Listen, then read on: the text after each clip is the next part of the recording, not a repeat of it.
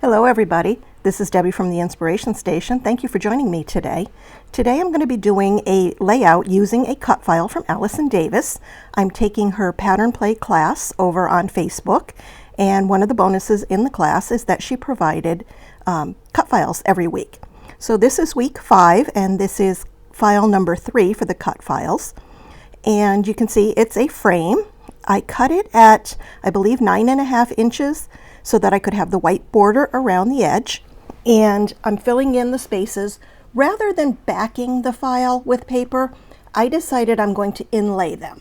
And to do that, I ended up cutting those inner pieces on the Cricut.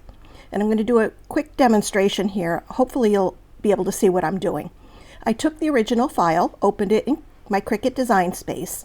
Then I went down to Actions and Contour. Once I hit the contour button, it brought this screen up where you can erase the pieces that you don't want cut. So I went around, erased the frame, erased the center, and then erased all but the top row of those rectangles. And that's going to allow me to cut out the inside pieces for the top row.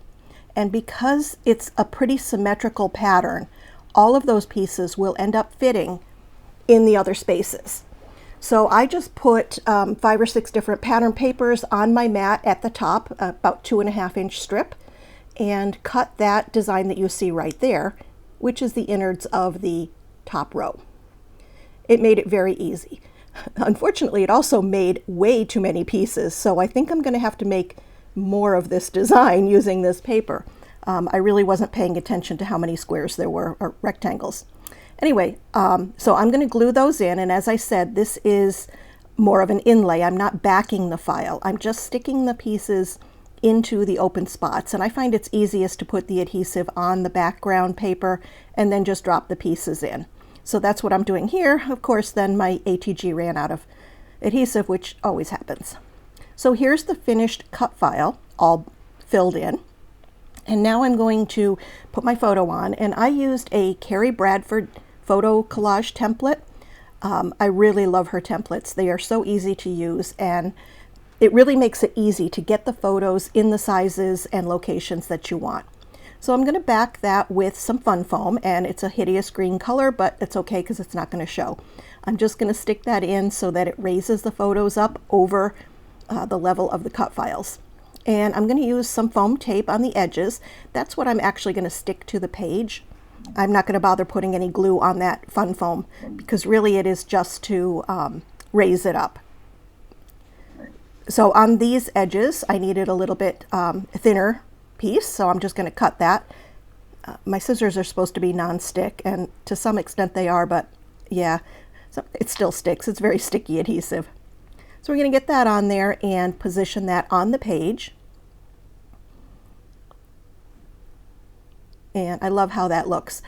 I made that photo collage 5.5 inches. That's the size of the opening in the cut file. I'm going to get that on there, and then I'm going to start looking for titles and embellishments. And I had this collection from Simple Stories. I have the entire collection, and I liked it in theory when I saw it, but as I opened it and tried to work with the papers, I found it very difficult to work with. So that's why I thought using this cut file and using just smaller pieces of the patterns would be easier than trying to make pages out of the full sheets. So this was part of one of the ephemera packs, I think the big bits they call it, and I'm going to use that as my title. But because it's going over the photos, which I popped up on foam, I need to raise that up a little bit higher. Then I went through some of the embellishment packs that came with that collection, and I thought I could use some of the floral bits. I did end up using some, but I found a lot of them were just too large, or the colors weren't exactly what I was looking for. So I ended up using just a little bit. I did go into the other ephemera pack, I think it's called Bits and Pieces, and I found some other things that I might want to use. I really liked that camera that came from the page pieces. There was one chipboard one on the brads at the top, and that's what I had intended to use. but I liked the scale of the larger one that came in the Page Pieces pack. So I'm going to play around with a lot of these flowers, trying to come up with a cluster behind the title. And I thought I was going to use that peach colored, I think it's a peony, it's not a rose, but that the dark green leaves were just too dark for me. They were standing out. So I tried cutting one off, and I thought that might help. But I still wasn't crazy about it. So I'm going to go back to the pile of floral bits and pick out something else. I think I ended up using that smaller piece, and then I found some more of a spray type piece of floral that I liked. So I'm going to play with that. I played with a couple of the different colors, and I finally decided on that one that's there already, that one that has a little purple flower in it. So I'm going to glue those down, and because they're tucked underneath that title that has foam on it, I had to kind of play around with it. I couldn't just stick them down and tuck them under, so it'll take me a minute here to adhere everything. Now is a good time, though, to tell you that if you're enjoying this video, please hit the like button. The more likes I get, the better YouTube moves my channel to other people, so they get to see what's happening, and I really appreciate that. Also, if you're not a subscriber yet, please subscribe to the channel. And if you are a subscriber, thank you so much. I really appreciate you. So we're going to get this put together, and then I'm going to try finding some embellishments for the upper right-hand corner. Oh, my title was just a little bit crooked. There we go. And I did want to add this bee on there. I don't know why, it was cute. I thought I needed something, and I'm going to pop the wings up on that, so that will go onto the little title block. It's hard to see. Unfortunately, I'm down at the bottom of the screen, but it's going to go on the lower right-hand corner of the title piece.